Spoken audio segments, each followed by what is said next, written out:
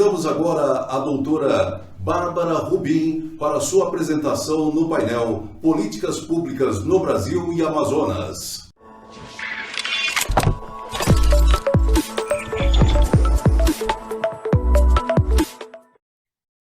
Bom dia a todos, espero que vocês estejam bem. Eu quero começar agradecendo a oportunidade de estar aqui com vocês em mais essa edição do Fórum GD, dessa vez da região norte. Sobretudo num painel que é tão importante e tão atual nesse momento que a gente vive, que é para discutir aí o papel das políticas públicas quando a gente olha, para a geração distribuída e para a recuperação, para a retomada de crescimento do nosso país. Eu preparei uma apresentação para guiar um pouco dessa nossa conversa e o foco aqui da minha apresentação vai ser exatamente conversar um pouco com vocês sobre como as políticas públicas e a geração distribuída podem ser aliadas na promoção e na construção do bem-estar social, trazendo aí uma série de boas externalidades, de impactos positivos para o nosso país.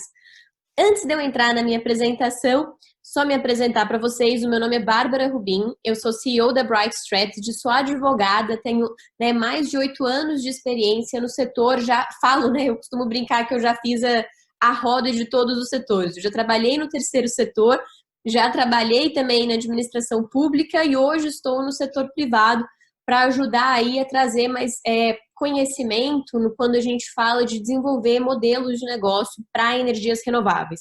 Além disso, eu sou também vice-presidente de geração distribuída da Biosolar e sou diretora de energia do Departamento de Infraestrutura da Fiesp. A Bright Strategy, só para apresentar a minha empresa para vocês, é uma empresa de consultoria e o que a gente faz de melhor, então, é pegar as pretensões, o que o investidor ou uma empresa do setor quer e conseguir juntar as peças desse quebra-cabeça para construir modelos de negócio que tenham segurança jurídica, mas que assegurem também a entrega daquele retorno, da rentabilidade que é almejada aí pelos envolvidos. A gente atua em 3 frentes diferentes, uma frente de consultoria, ou seja, fazendo efetivamente essa estruturação, uma outra de assessoria, então, auxiliando empresas, muitas vezes clientes que a gente atende aí de forma recorrente para resolver algum problema com a distribuidora, fazer uma representação dele, mais institucional perante o poder público, perante o Congresso, e também construindo mais conhecimento por nossa frente de treinamentos, tanto treinamentos que a gente desenvolve, como Masterclass de regulação e modelos de negócio para geração distribuída, quanto os treinamentos também que a gente entrega em company, desenvolvidos e focados especificamente em cada empresa. Mas vamos lá, gente?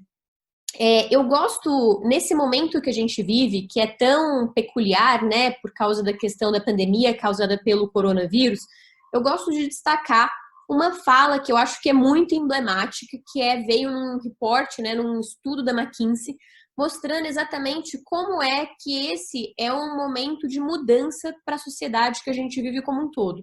E que esse momento de mudança é não só porque o isolamento social, tem transformado a forma como a gente se relaciona e como a gente trabalha, mas porque ele tem que servir como um chamado mesmo para acordar a sociedade, para que a gente consiga, a partir de agora, mudar o curso do desenvolvimento que a gente tem seguido até o momento, para promover, então, um desenvolvimento que seja mais alinhado com a natureza.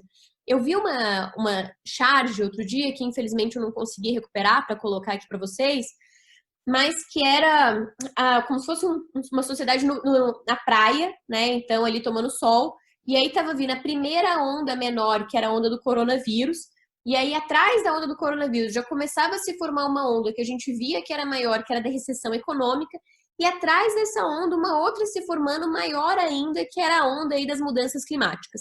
Então, de fato, acho que a gente passa, e vai passar ainda por situações muito desafiadoras enquanto sociedade, mas a gente está no momento certo para conseguir definir a forma como a gente vai lidar com esses desafios que vão se apresentar para a gente de agora em diante.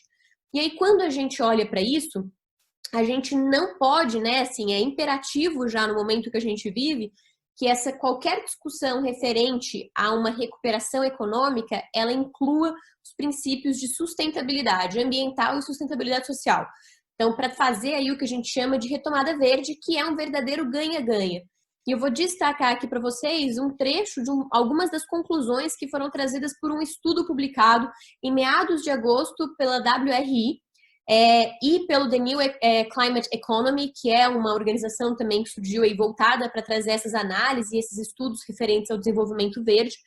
Esse estudo, que se chama Uma Nova Economia para uma Nova Era, está disponível no site dele, super recomendo que vocês leiam, mas ele diz o seguinte: a retomada verde na infraestrutura, na indústria e no agronegócio podem reduzir 42% das emissões de gases de efeito estufa no Brasil até 2025, ultrapassando a meta que o nosso país tinha colocado, né, perante o Acordo de Paris como um compromisso de redução de suas emissões.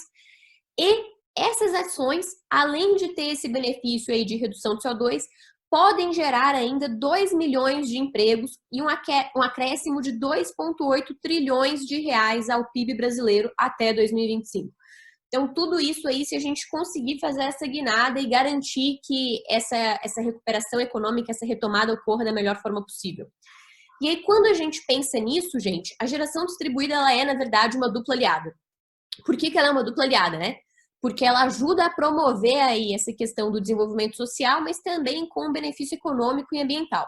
Então, um estudo da Absolar mostrou, né, que se a AGD continuasse o crescimento previsto dela para 2020, claramente isso vai ser impactado por causa da pandemia, mas se continuasse esse crescimento, a gente poderia ter aí 120 mil novos empregos sendo gerados até o final desse ano e 19,7 bilhões de reais em investimentos privados trazidos para o Brasil, além de uma arrecadação de 5,3 bilhões de reais em tributos. Então, todos são os benefícios que a AGD poderia trazer, que está muito em linha, né, com um pouco das consequências aí do que esse estudo trouxe para a gente em termos de atributos.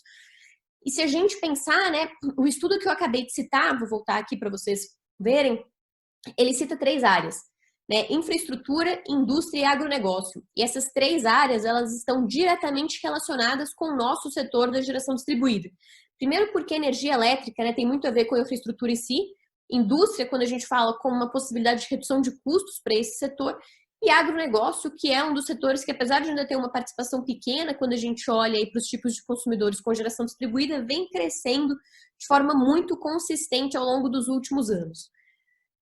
E aí, então, né, que oportunidades são essas que a gente tem para a GD no momento atual? A gente tem uma oportunidade forte, porque o governo federal ainda não terminou de preparar o plano de recuperação econômica, que é o Pró-Brasil, e a gente precisa que haja inserção de medidas de incentivo à geração distribuída nesse plano, por exemplo, a ampliação da isenção de PIS/COFINS para eletricidade oriunda de projetos de GD. Hoje a gente só tem essa isenção para projetos de até 1 mega, né? Se a gente estiver falando de ICMS, por exemplo, a gente só tem isenção para projetos de até 1 mega e na mesma titularidade. E no PIS/COFINS a gente só tem a isenção para projetos na mesma titularidade, mas até 5 megas. Mas deixando de fora aí a geração compartilhada e o empreendimento de múltiplas unidades consumidoras. Então, esse programa de recuperação econômica que o governo federal está planejando poderia trazer também uma ampliação da isenção de PIS/COFINS para essas 2 outras modalidades. Além disso, gente, a pauta que está quentíssima no Congresso hoje, no Congresso Nacional, é a reforma tributária. Então, por que não pegar esses princípios de reforma tributária que estão vindo, né? Por enquanto, o governo já lançou o pacote do que seria o novo PIS/COFINS, que seriam aí o CBS, e transformar isso efetivamente numa reforma tributária verde, fornecendo sinal econômico, né? Sinal de preço para as tecnologias que trazem atributos e impactos positivos para a nossa sociedade e também uma tributação mais pesada para os setores que não trazem esses impactos positivos. E terceiro, a reestruturação que vai ter que acontecer em estados e municípios. Quando a gente fala em recuperação econômica, em retomada, a gente fica com um foco muito grande no federal, né? Mas a gente se esquece que os estados e os municípios também vão ter que desenvolver os seus planos, até porque, se a gente pensa nos impactos da pandemia, são aí os entes em que esses impactos são mais sentidos, né? Porque são os entes que têm mais contato com o cidadão. E aí, isso traz, então, mais oportunidade ainda, né? Eu gosto de trazer esse ranking aqui porque ele mostra a geração distribuída e como é que está a presença dela nos estados. E se a gente destacar os estados da região norte, a gente vai perceber que, por enquanto, eles ainda estão aí na lanterninha quando a gente olha para a participação deles na GD. E aí, antes de continuar, eu vou contar uma história que vocês já devem ter ouvido, que é a de um rei. Eu posso estar contando um pouco errado, tá, gente? Então, vocês me perdoem aqui pela liberdade poética, mas a moral vai estar certa. que é de um rei que mandou um funcionário dele para um novo reino, porque ele queria colocar uma fábrica de sapato lá. E aí, o primeiro funcionário foi, o primeiro súdito foi, e voltou e falou assim, olha, é horrível o lugar, não tem nenhuma perspectiva, não é bom para desenvolver, porque ninguém usa sapato. Como é que você vai colocar uma fábrica de sapato num lugar que ninguém usa sapato? Não dá. E aí, ele ficou desconfiado daquele resultado e mandou o segundo súdito visitar a mesma área. E esse segundo súdito voltou e falou, olha, Alteza, né, encontramos o lugar para a gente se estabelecer. Esse aqui é o melhor lugar possível porque ninguém usa sapato. Então, a gente tem um mercado inteiro, um oceano azul aí para conquistar, né, com o produto que a gente vai ofertar para essas pessoas. Né? Então, acho que isso é uma fábula que retrata um pouco essa questão de ver o copo meio cheio ou um copo meio vazio. E quando a gente olha para a região norte, eu entendo que existe ainda uma oportunidade muito grande para ser conquistada para a gente aumentar a inserção da geração distribuída nessa região. Né? Por quê? Porque apesar de hoje a gente ter uma participação relativamente baixa, quando a gente olha outros indicadores, que a gente vai falar um pouquinho mais sobre eles quando a gente falar de painel aí de modelo econômico, né, de modelos de negócio, quando a gente olha para outros indicadores, a gente percebe que eles têm indicadores, por exemplo, de retorno de investimento muito atrativos para os investidores. Então, de fato, uma oportunidade muito interessante de desenvolvimento. Mas já que aqui a gente está falando de política pública, né, o que o poder público poderia, nesses estados e nesses municípios, ajudar para desenvolver ainda mais a geração distribuída? Primeiro, gente, liderança pelo exemplo. Isso para mim é essencial, né? A gente precisa que os estados e municípios tenham metas de solarização de prédio público. A energia, os gastos com eletricidade são o segundo ou terceiro maior gasto de prédios públicos, da administração pública. Então, essa meta de solarização, ela está completamente alinhada a uma recuperação econômica verde que o Brasil e o mundo precisam ver, há uma questão de melhor e uso mais eficiente de recursos públicos e de incentivo de um setor que é um dos setores aí que mais gera empregos quando a gente olha para as renováveis de maneira geral. Além disso, a gente tem toda uma esfera tributária que precisa ser melhor trabalhada. A gente tem, por exemplo, a questão do ICMS. Eu comentei um pouquinho antes que hoje a isenção de ICMS só vai para projetos de até 1 mega nas modalidades de alto consumo remoto e geração de alta carga. Minas Gerais é uma exceção, mas como o nosso foco aqui é vocês da região norte, vamos focar nessas regras. Hoje, gente, infelizmente, cada estado não pode tomar e fazer a regra de isenção do ICMS que ele quiser. Essas decisões têm que ser tomadas num fórum colegiado, que é o fórum do CONFAS, o Conselho Nacional de Política Fazendária. Mas, apesar disso, cada estado pode fazer o quê, gente? Cada estado pode mostrar vontade política de alterar essas regras e ajudar a fazer pressão nos outros estados para que a gente tenha um convênio do CONFAS trazendo uma política de ICMS que estimule ainda mais o desenvolvimento da geração distribuída. Quando a gente olha para os municípios, a gente tem duas oportunidades de ações muito interessantes. Uma é a do ISS, então trazendo, por exemplo, uma redução de alíquota para os serviços relacionados ao setor de geração distribuída, e a outra aí é o IPTU, ou, por exemplo, estabelecendo de forma temporária, né, exatamente como medida para estimular o crescimento econômico, a redução a zero, ou mesmo somente uma redução, né, um desconto no IPTU dos prédios e das casas, dos locais que instalarem geração distribuída durante 2020 e 2021, por exemplo.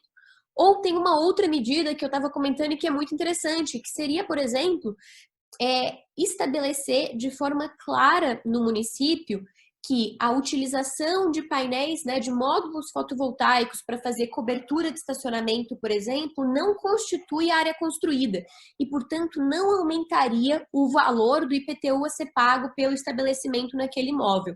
Então, essa é uma medida que não teria um impacto de renúncia fiscal para o cofre público, mas que poderia ajudar a alavancar toda uma esfera, né, de um crescimento do setor aí, de um novo produto que tem sido cada vez mais procurado e ofertado.